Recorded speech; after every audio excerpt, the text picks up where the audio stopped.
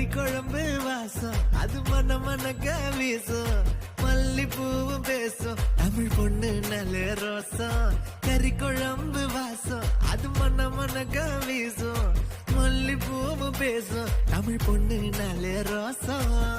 முறைச்சு